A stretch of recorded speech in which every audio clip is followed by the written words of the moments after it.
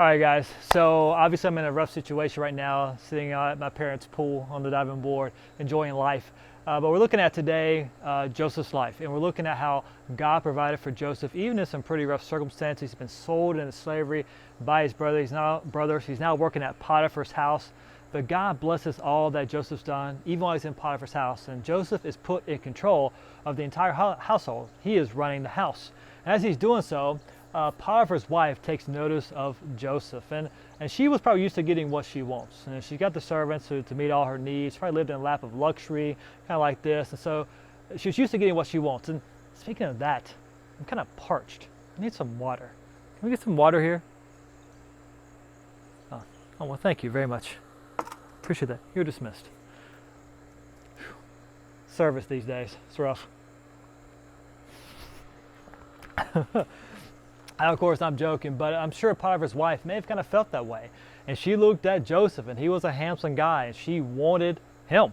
And she let him know that, and she pursued him and tempted him day after day. And even though Joseph was being extremely blessed in his life, and maybe Joseph even could have said, I deserve some of this because I've been mistreated by my brother, sold into slavery. He could have given in easily to that sin, that temptation day after day.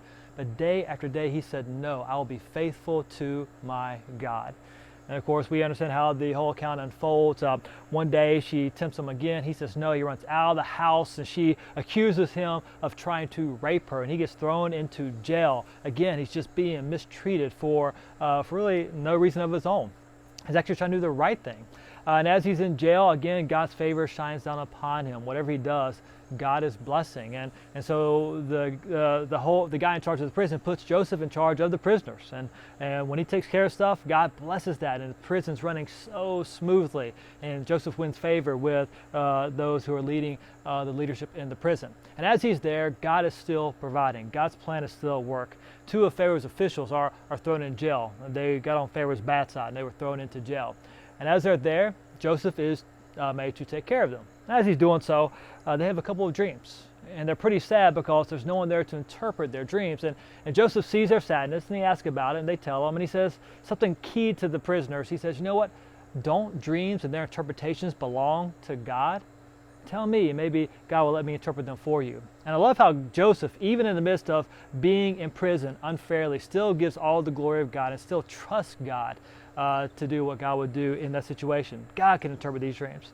So of course, for the butler has the dream. He tells his dream to Joseph. In my dream, there was a vine branch, 3 branches. I squeezed the grapes into the cup and handed it to Pharaoh, and he drank.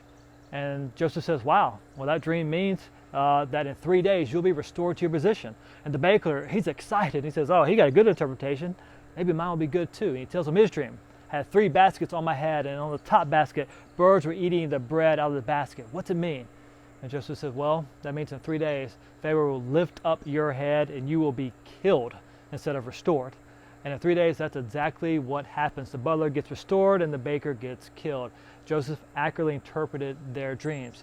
And we see God's hand in all of this as he gives Joseph the interpretation, but also later on, the butler will remember Joseph's accurate interpretation and pass that information on to Pharaoh when Pharaoh needs an accurate interpretation of a dream, and that'll eventually get Joseph out of jail and then rise to power. And so God's hand is in the midst of all of this. So looking in Joseph's life, whether he was being blessed in his work in the house of Potiphar and being tempted by probably a beautiful woman in an ideal setting, or whether he's in prison unjustly there, he's trusting God no matter what. And I pray that we will do the same in our lives. No matter what's happening, we will trust God because he is working to his glory and our good at all times, because that is the God we serve. So I hope that's a blessing to you, and I'm going to take another sip of water. You guys have a good day.